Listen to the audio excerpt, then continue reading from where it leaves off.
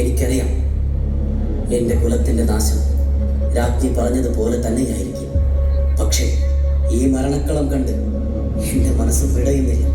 ജനിച്ച് വീണയുടൻ തറയിലടിച്ചു കൊന്ന 6 മക്കളെ ഓർത്ത് എൻ്റെ അമ്മ രാത്രികളിൽ ഞെട്ടി ഉണരുന്നത് ഞാൻ കണ്ടിട്ടുണ്ട്. അമ്മേ,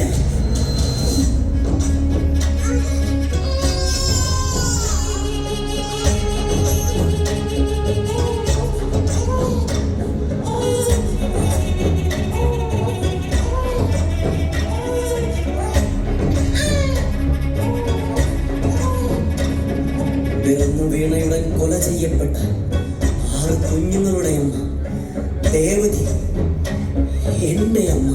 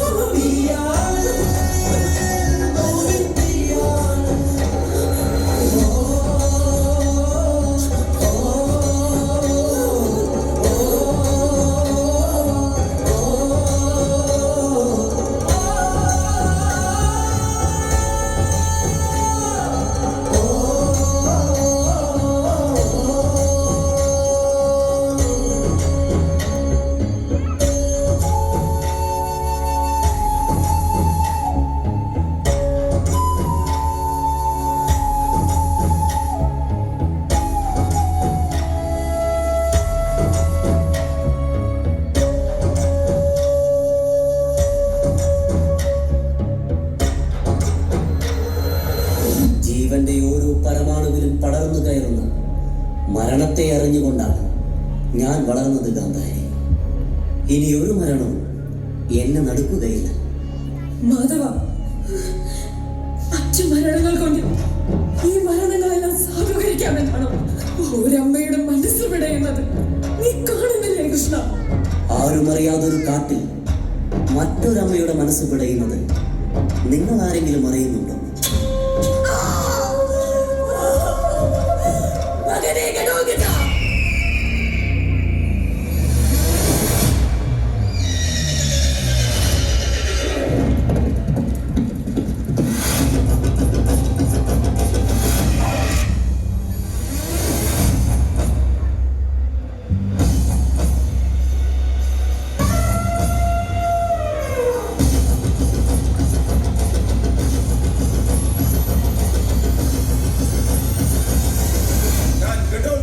ഹിഡിംബിയുടെ മകൻ.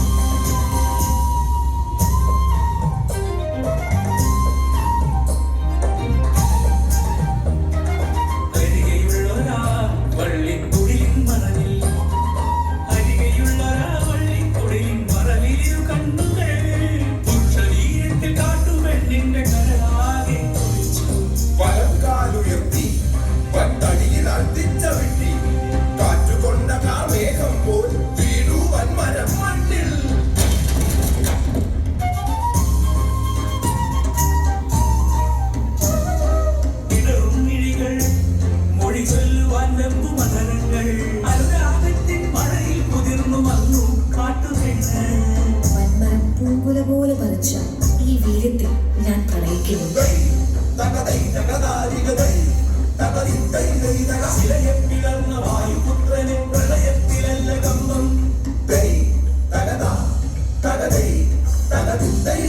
ജീവനോടൊത്ത വീര്യം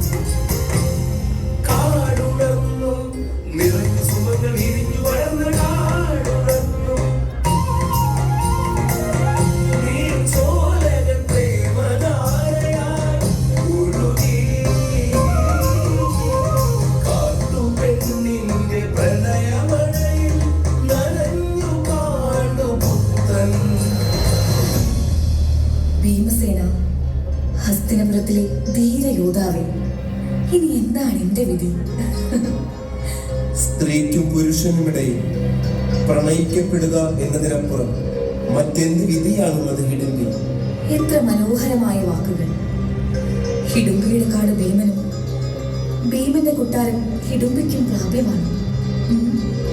പറയൂ, ഇതിലേതാണ് നമുക്ക് ചേർന്നത്?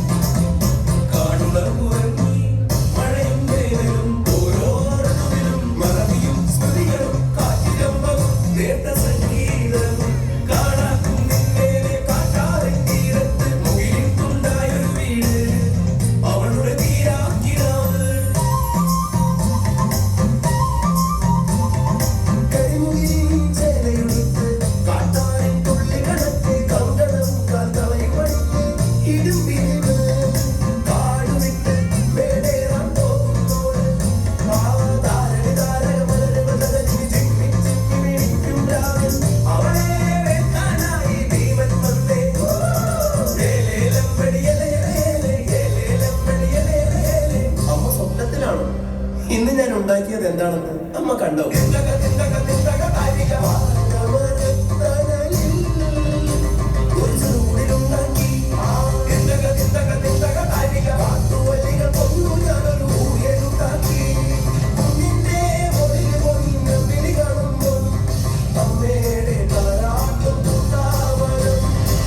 ഹിഡംബി, എനിക്ക് നമ്മുടെ മകനെ വേണം.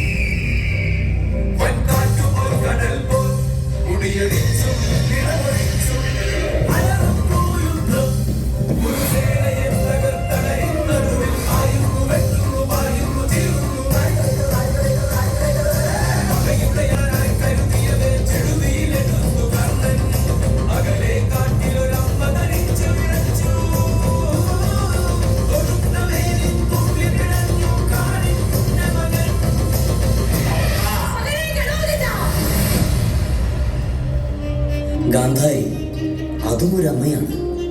യുദ്ധത്തിന് അമ്മയെന്നോ മകനെന്നോ ഇല്ല. സ്നേഹത്തിന്റെ ഭാഷ, അതിന് വശമില്ല രാജ്ഞി. ഉണ്ടായിരുന്നെങ്കിൽ അഭിമന്യുവിന് ഈ മണ്ണിൽ ചോര പുതഞ്ഞ് കിടക്കേണ്ടി വരില്ലായിരുന്നു. അഭിമന്യുവിന്റെ മരണം സുഭദ്ര വെന്തുനീറിയത് നീ കണ്ടില്ലേ മാധവ? നിറവയറുമായി കൊട്ടാരത്തിൽ അവൾ ഇരുന്നത് എന്നും ഞാൻ ഓർക്കുന്നു.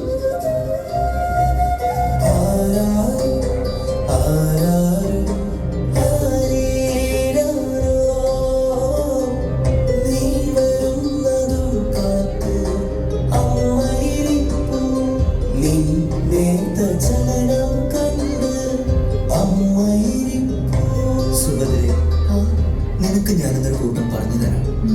വില്ലാളി വീരന്മാർക്ക് മാത്രം അറിയാവുന്നയൊന്നും. അതെന്താണ് വാർത്ത? ചക്രവ്യൂഹം ഭേദിക്കുന്നത് എങ്ങനെയെന്ന് നീ കേൾക്ക്.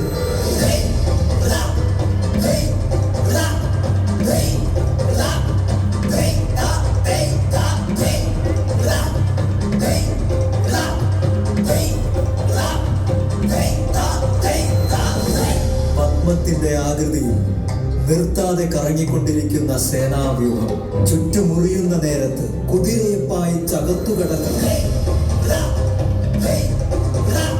ഉടനെ എടുക്കണം, തുടുക്കണം നാഗശസ്ത്രം. പാമ്പ് പോലെ ചീറി മുറിക്കണം. അകത്തെ ചുറ്റും 3ഉം 10ഉം.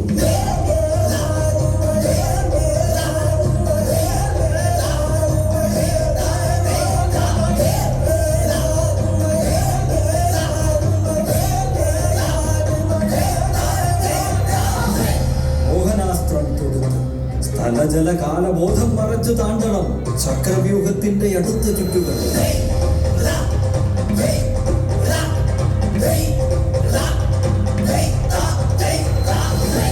വാരുണം കൊണ്ട് മാരി ചൊരിയണം. സൂര്യൻ മറയണം. ഇരുൾ പരക്കുന്ന നേരം വാൾത്തലപ്പ് കൊണ്ട് പഴുതു തീർന്ന് വ്യൂഹമധ്യം നോക്കി കുതിക്കണം.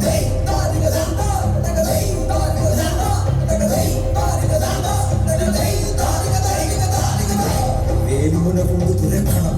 ഗത കൊണ്ട് തകർക്കണം. നിർത്താതെ സഹസ്രശരങ്ങൾ നൃത്തം ചെയ്യണം. കുതിരപ്പുറത്താഴത്തിൽ ഒരു ചുറ്റി പിന്നോക്കം നീങ്ങി ഗരുഡനം പോലെ പൊങ്ങിത്താഴ്ന്ന് വാൾ കുത്തിയിരിക്കണം ചക്രത്തുറ്റിന്റെ നടുവിൽ. സുഭദ്രേ, സുഭദ്രേ, നീ ഉറങ്ങിപ്പോയോ?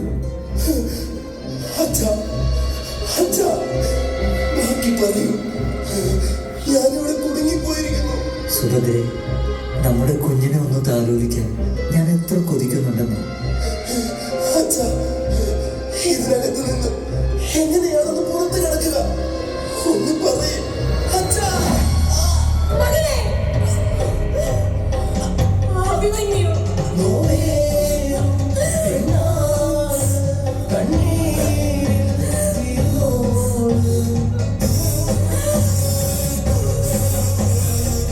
മാധവ, ഈ മണ്ണിൽ ചോര പൊതിഞ്ഞ് കിടക്കുന്നവൻ അവനുമുണ്ട്. സുയോധനന്റെ മകൻ, ഭാനുമതിയുടെ മകൻ ലക്ഷ്മണൻ.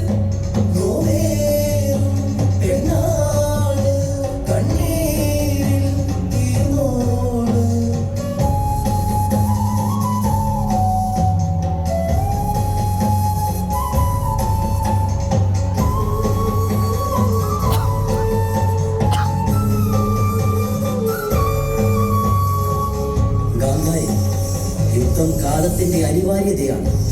മാതൃത്വം ബലി കഴിക്കാത്ത ഏത് യുദ്ധമാണുള്ളത് മാധവ? ഒരമ്മയുടെ യുദ്ധം തന്റെ തന്നെ സ്നേഹത്തോടാണ്. ഈ കണ്ണീര് കൊണ്ടൊടുങ്ങാത്ത യുദ്ധമുണ്ടോ? ഉണ്ട്. കണ്ണീര് കൊണ്ടൊടുങ്ങുമായിരുന്നുവെങ്കിൽ ഈ യുദ്ധം ഭീഷ്മ പിതാമഹൻ വീണുപോയപ്പോൾ ഒടുങ്ങിപ്പോയേനെ. കുരുക്ഷേത്ര യുദ്ധഭൂമിയുടെ ചോര കുതിർന്ന ഈ മണ്ണിനു താഴെ ഒരമ്മ കിടന്ന് പിടയുന്ന കഥ നിങ്ങൾക്കറിയാമോ ഗാന്ധാരി?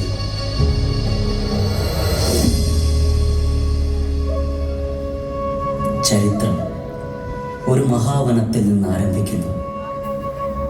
ആകാശത്തോളം വളർന്ന വൃക്ഷങ്ങൾ, ഹിമകണങ്ങൾ പറ്റി നനഞ്ഞ പുൽനാമ്പുകൾ, മൃഗങ്ങൾ, പക്ഷികൾ, പ്രാണികൾ എല്ലാം സാക്ഷി. കുതിച്ചെത്തുന്ന ഒരു കുതിരക്കുളമ്പടി കേൾക്കാം. ഏതു പൗരുഷവും തരളമാകുന്നത് എപ്പോഴാണ്? പ്രണയസുഗന്ധം കാറ്റിനോടൊപ്പം ഒഴുകിപ്പരന്നു. ഒരു കാടാകെ പ്രണയപ്പൂക്കളാൽ നിബിഡമാകുന്നു.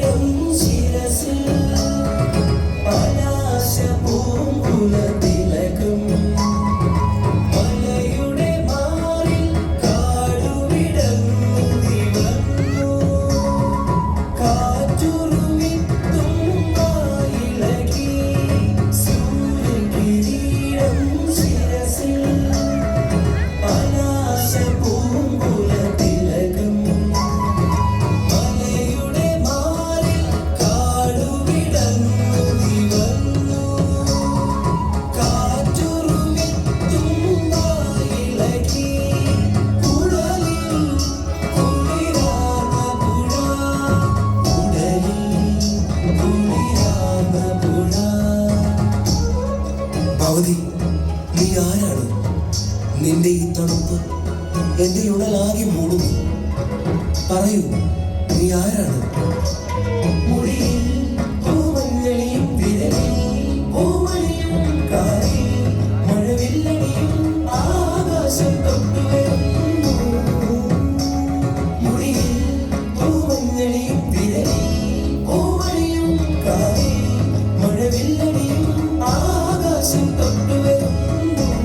അല്ലയോ സുന്ദരി, നീ എന്താണ് എനിക്ക് മറുപടി തരാത്തത്? നീ ആരാണെന്ന് പറയൂ. എനിക്ക് നിന്നോട് അടങ്ങാത്ത പ്രണയം തോന്നുന്നു. കാടു കാണാനിറങ്ങിയ വഴിപ്പോക്കനല്ല ഞാൻ. ഹസ്തിനപുരത്തിലെ മഹാരാജാവായ ശന്തനുവാണ് ഞാൻ.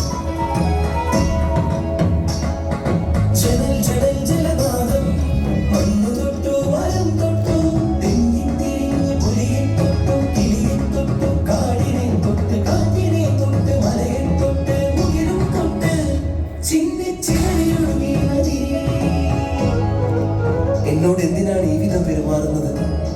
എന്നെ നീ കേൾക്കുന്നില്ലേ? ഒന്ന് പറയൂ, നീ ആരാണ്?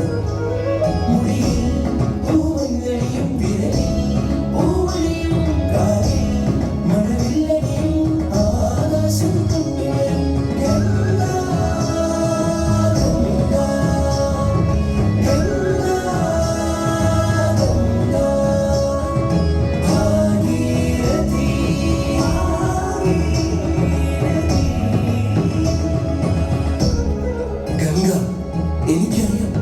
ഞാൻ ഒരുപാട് കേട്ടിരിക്കുന്നു.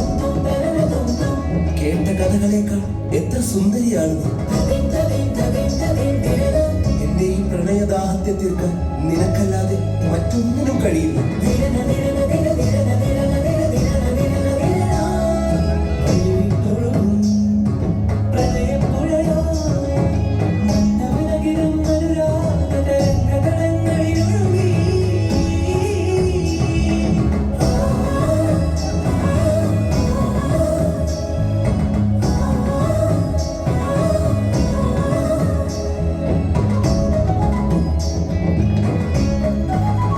നിന്റെ ഈ തെളിഞ്ഞ ജലം പോലെ പരിശുദ്ധമാണെന്റെ പ്രണയം.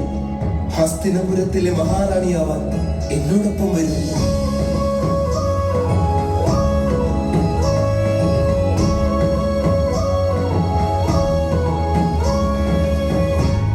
അല്ലയോ ഗംഗേ, സ്വർലോക നദിയായ നീ എങ്ങനെയാണ് ഭൂമിയിലേക്ക് എത്തിയത്? പറയൂ, നിന്റെ കഥകൾ കേൾക്കാൻ എന്റെ കാതുകൾ കൊതിക്കുകയാണ്.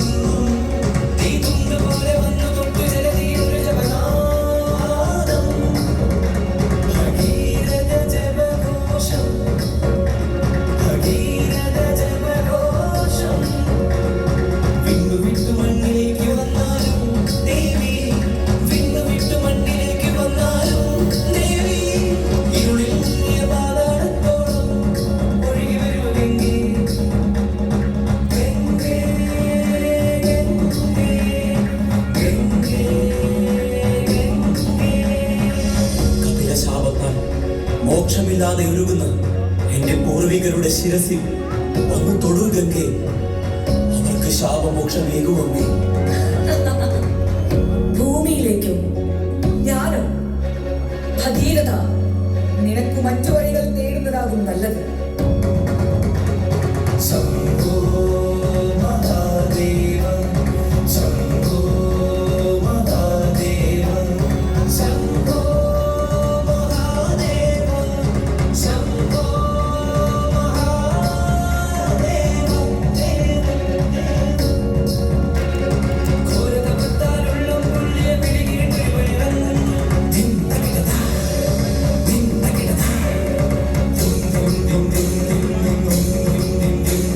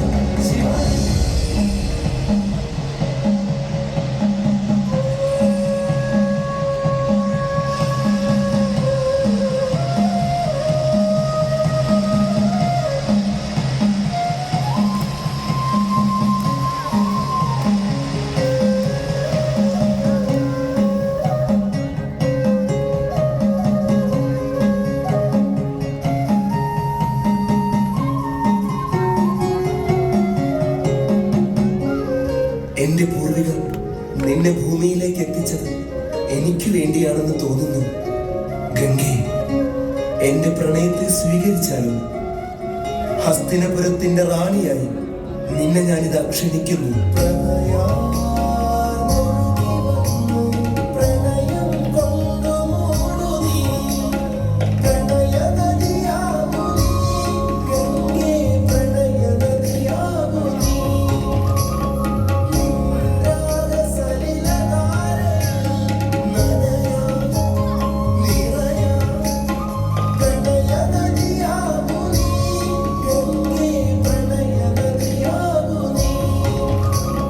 മഹാരാജാവേ, അങ്ങയുടെ പ്രണയാഭ്യർത്ഥന ഞാനിതാ സ്വീകരിക്കുന്നു.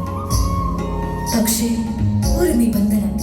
പറയൂ, ഈ പ്രണയത്തിന് വേണ്ടി ഞാൻ എന്തിനും ഒരുക്കമാണ്. അരുത് എന്ന വാക്ക് എന്നോട് ഒരിക്കലും പറയരുത്. ഒരു ചോദ്യം കൊണ്ട് പോലും എന്നെ തടയരുത്. ഇത്ര മാത്രമോ? നോക്കൂ, ഒരു നോട്ടം കൊണ്ട് പോലും നിന്നെ ഞാൻ നോവിക്കില്ല. ഇത് വാക്ക്.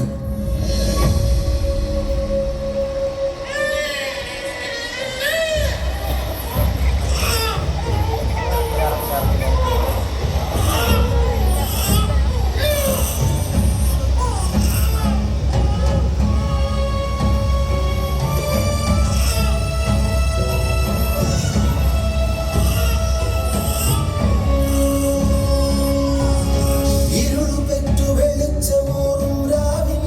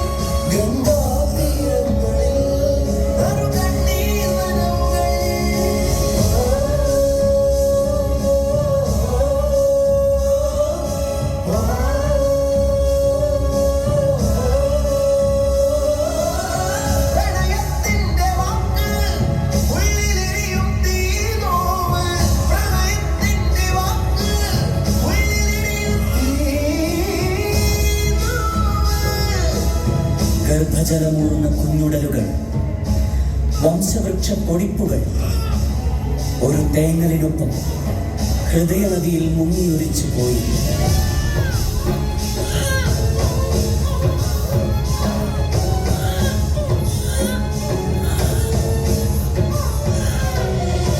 അരുത്, അരുത്, നീ എന്താണ് ഈ ചെയ്യുന്നത്? നിങ്ങൾ ഒരുടമ്പടി തെറ്റിച്ചിരിക്കുന്നു. തന്ന വാക്ക് മറന്നുപോയോ? എത്ര ക്രൂരമായിട്ടാണ് നീ സംസാരിക്കുന്നത്. നമ്മുടെ കുഞ്ഞുങ്ങൾ, അവരെയാണ് നീ ഈ പുഴയിൽ എറിഞ്ഞ് കൊല്ലുന്നത്. ഇനിയും ഇത് കണ്ടു നിൽക്കാൻ എനിക്കാവില്ല ഗംഗ. ഇവനെ എനിക്ക് വേണം. ഇത് വിട പറയാനുള്ള നേരമാണ് രാജൻ. മകനെ ഞാൻ കൊണ്ടുപോകുന്നു. ഗംഗയുടെ മകനായി ഇവൻ വളരും. ഒരു മികച്ച യോദ്ധാവാക്കി ഇവനെ ഞാൻ തിരിച്ചേൽപ്പിക്കും. അതുവരേക്കും വിട. പ്രണയത്തിനും സ്നേഹത്തിനും വിട. ഞങ്ങളെ പോകാൻ അനുവദിച്ചാൽ.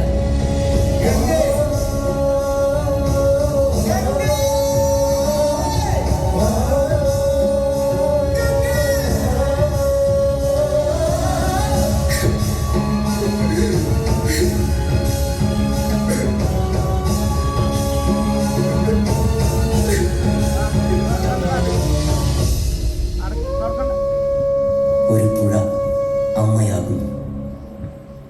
ഗംഗാതടങ്ങൾ തൊട്ടിലാട്ടും.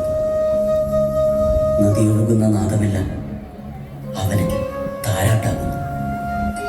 പുഴയുടെ മാറിൽ അവൻ ഉറങ്ങുന്നു. കാലത്തിനൊപ്പം ഒഴുകി ഒഴുകി അവൻ വളർന്നു.